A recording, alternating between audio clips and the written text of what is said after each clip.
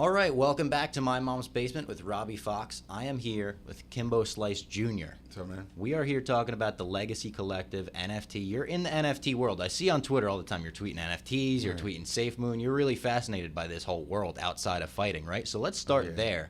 Tell me about NFTs. I'm really a novice to this world. I know I look like a nerd. I look like I should know what I'm talking about here, but I don't. Well, the only thing I know really about it is like digital art, you know? Okay. So I guess that's like the example everybody uses, and everybody asks like, what is it? And they say digital art, and then people still don't know what it is. So I still don't know what it is. I just know it's very cool. You can like get creative with it. Yeah. And I'm a fan of it. So you got one coming out? I got a lot of them coming out. Actually, I'm gonna do things with my dad, do things with myself, and so I was gonna say I've seen like viral videos go for crazy amount of money. Right. Charlie Bit My Finger sold for like $1 million as an NFT. Right. Would you do like your dad's old viral videos I and was gonna fights? say, which is funny because I didn't know that they released one, and I was thinking, man, they should release one because they went like Charlie Bit Me and my dad's first fight was like neck and neck when really? YouTube first came out. Those was like the two like the most viewed videos on YouTube back then. Yeah. You know?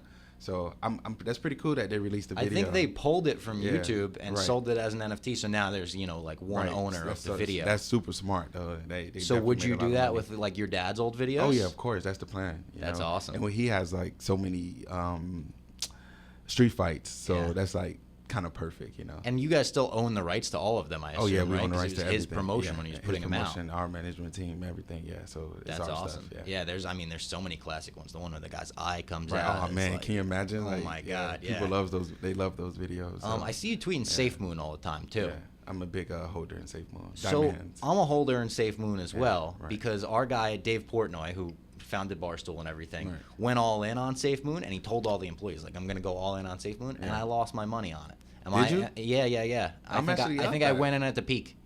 So I invested in SafeMoon like the first. So they released in April, right? Yeah, April. So maybe the ending of April is when So like the last 2 weeks of April, I got into it.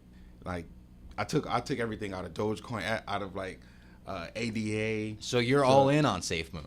Right now, yeah, I'm all in on SafeMoon. I have like a couple shares of Dogecoin still, but I took everything out of like Bitcoin, everything on Coinbase. I had ADA. I had so much stuff on Coinbase that I just transferred all to SafeMoon. So wow, yeah. unreal. And then I guess I gotta have diamond hands too. Yeah, the owner John, man, me and him like talk all the time. So yeah, shout out to John. He's doing his thing. Shout out to John.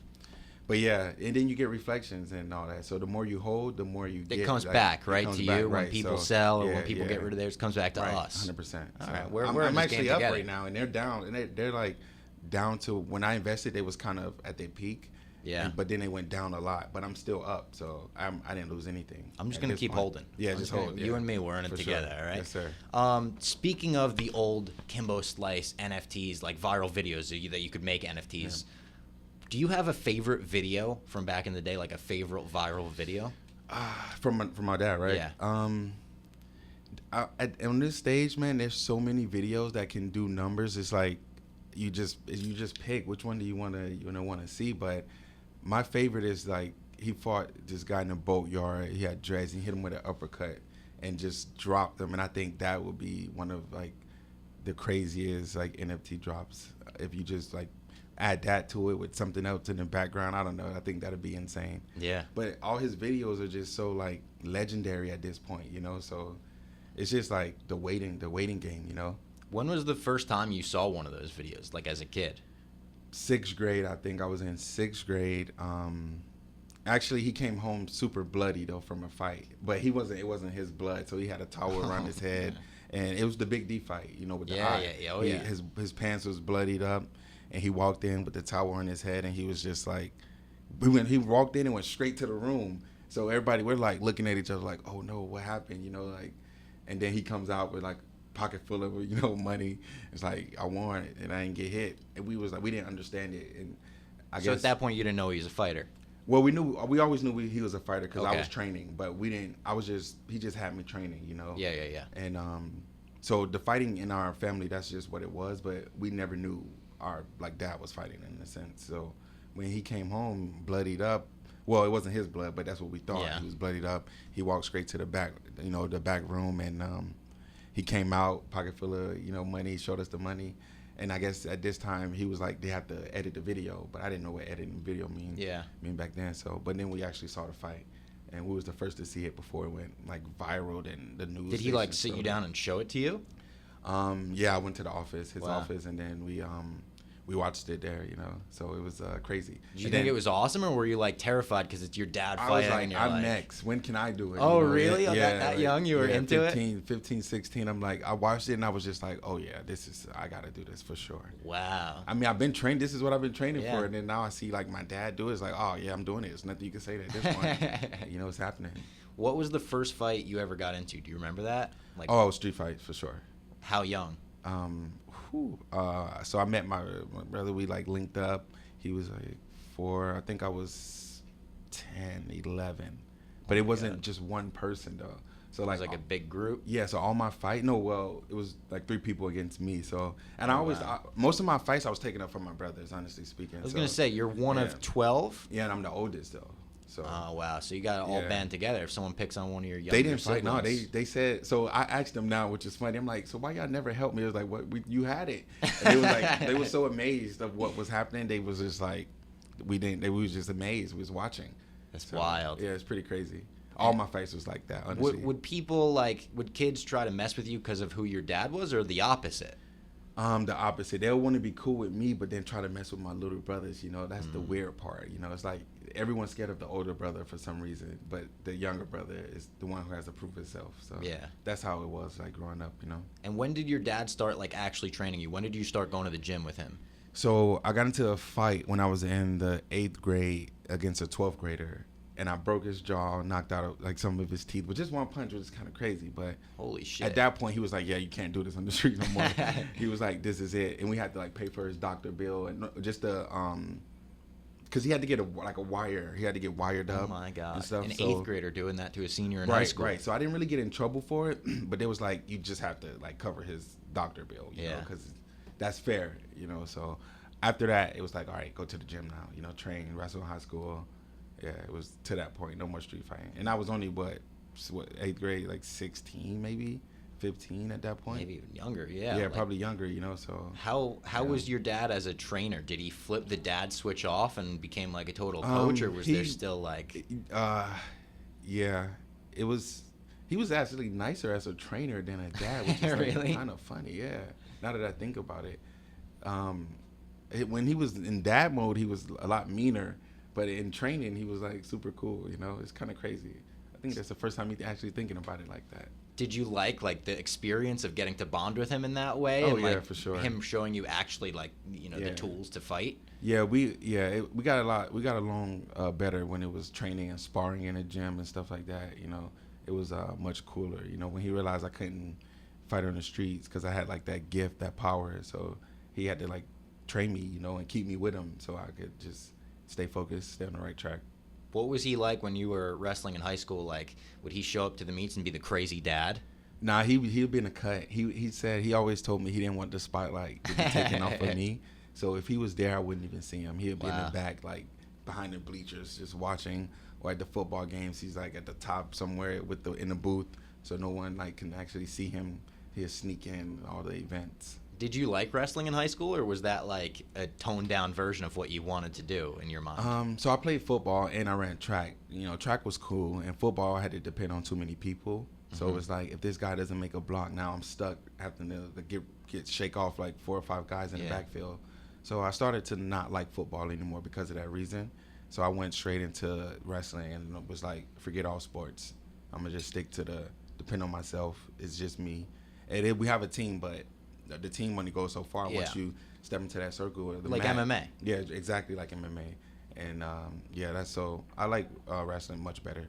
And your dad was insistent on you going to college, I read too, right? Is that true? Yeah, he didn't want me to fight. Actually, he wanted me to go to school and go to college and get a degree. Even after you had been training a little bit with him, even after that, yeah, he didn't want me to fight. Why is that, you think? I'm not sure. Maybe the hurt on your body, maybe. I don't know. It could be so many reasons now that I'm older and understanding like the whole sport and the business behind it.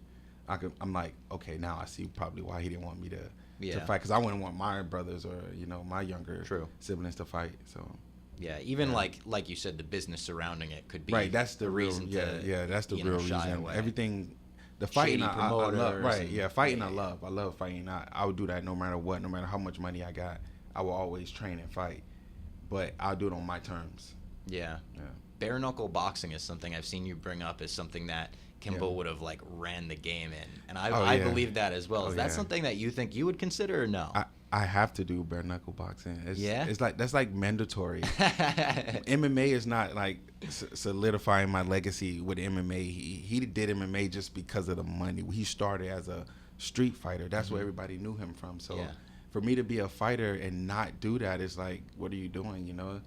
I don't know. Like MMA is cool, boxing is cool, but bare knuckle fighting, I have to do a bare knuckle match. At least one. Yeah, I mean it would be To so sell out, awesome. to Just sell your it out. name on the card, Yeah, exactly. I would like- sell out the stadium.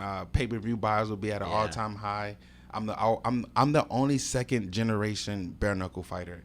There's no Wow, other. you probably are, right? Yeah, There's no other. that's nuts. I don't. It may be, but I doubt it is going to be anytime soon. I mean, not know? one of this level, I mean, we're Exactly. talking. Yeah, exactly. So The and son I'm a of the boxer as greatest well. street fighter ever. Boxing is my thing. Yeah, you've been posting a lot about boxing lately. Is that like, are you looking to move away from mixed martial arts and move into boxing? Oh yeah, that's the plan right now. It is. Yeah. Are you I'm still trying under to box. contract with Bellator? No, You're not. I learned like if you sign up like more than one fight at a time, you're kind of locked into your agreement. You're locked into that.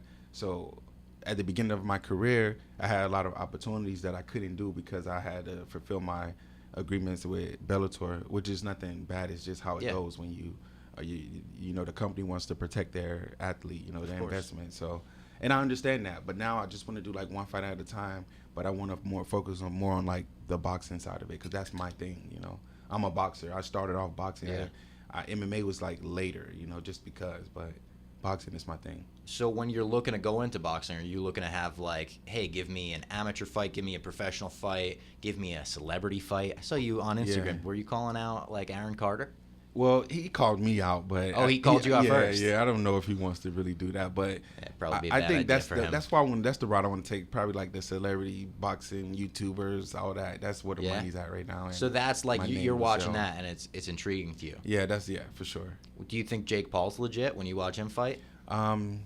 He's getting better and better as like time goes on. Like the Woodley fight impressed you? Yeah, the more time you give him, you could tell he's dedicated. You could tell like he's not joking around with it. What He's do you taking think it about serious. Woodley getting the tattoo? I love Jake Paul.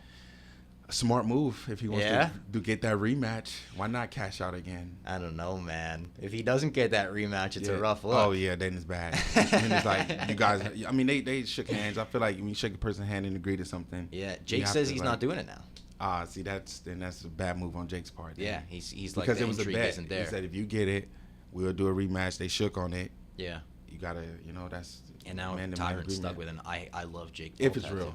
If it's real. Right. I did see a video of him getting it. I guess it could be like fake ink. Yeah, it's tough. That's tough. I guess we'll never know until we like actually see him in person. Yeah. When do you actually want to get in there and fight? Because it's been a while since we've seen you in the cage. November 2020, I think. Yeah, as soon as possible, man. Like let's plan for December or January. Oh, wow. Like, Yeah, I'm you're always ready. in shape. I'm always training. Yeah. It ain't nothing for me to cut pounds. I'll be boxing at like I could make from 47 to 70. So I wonder if you could fight in Rough and Rowdy. You know what Rough and Rowdy is? Like the yeah, Barstool. I watched it all the time. Yeah. I wonder if it's like amateur regulations or professional something. Are those guys professionals? No, or they're are all they- amateurs. See, which that's is the a problem. tough. Right. Yeah, that I wonder would if be we the could make problem. some kind of like Yeah.